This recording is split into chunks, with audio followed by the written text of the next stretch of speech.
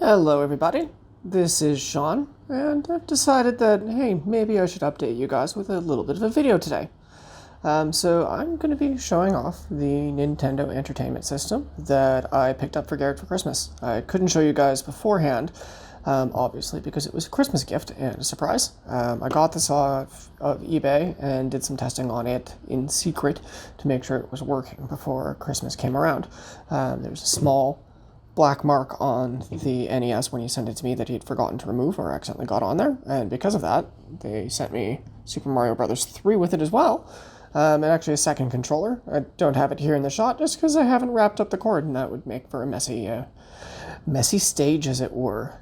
Overall, the one that I purchased on eBay, I think it cost me around $70. It's great quality, works perfectly fine, came with the AV cables so I don't have to worry about messing with the RF. And I've had no issues or complaints. The games were also really good condition, clean, and have worked, and we've been having fun playing it. Brings me back to being a kid, sitting at my friend's house, playing through Mario, playing through Super Mario Bros. 3, to the point where I actually made Garrett watch The Wizard with me, because they hadn't seen it before. So that was a little bit of product placement, I suppose, history. If you haven't seen that movie from the 80s, it was sponsored by Nintendo very heavily and features a kid basically traveling across the country to go compete in a video game championship. It's exactly what it sounds like, but it's not that bad. Okay. NES came with a standard controller with a D-pad that is the king of D-pads. Nintendo has the patent on pretty much the best one. I think it expired recently, so D-pads are starting to get good in other ones. Only 4 buttons, though. Select, Start, B, and A. Led to simple controls for a lot of games, and the square size of it came back before they actually considered ergonomics in a controller, but it really doesn't fit that badly. Fits my hand great.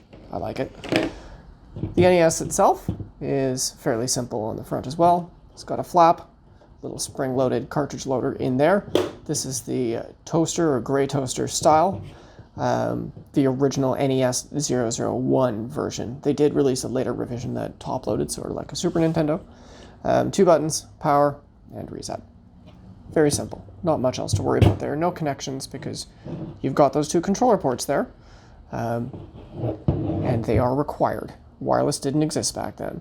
You've got your audio and video ports back there, which is very useful because I don't want to be dealing with RF. We've got the channel selector, the AC adapter, and that's it for ports on this thing, other than on the bottom, where they have an expansion board port that was never used. And given the fresh screws, I'm assuming that I was given fresh controller ports with this too. I know it was cleaned and that the cartridge slot inside there was also swapped out for us, which is something I'm thankful for. I mean, yeah, I like having an NES that works, and those areas were actually really susceptible to failure. Nintendo used copper contacts in there, which, as we know, corrodes. And the games themselves would get that too. Gamers would blow in the bottoms of them to try to clear out the dust and make the Nintendo work. It just adds moisture, makes corrosion go faster. It's not a good idea. Just clean it with isopropyl alcohol. I mean, if your contacts are gross and dirty, then what you need to do.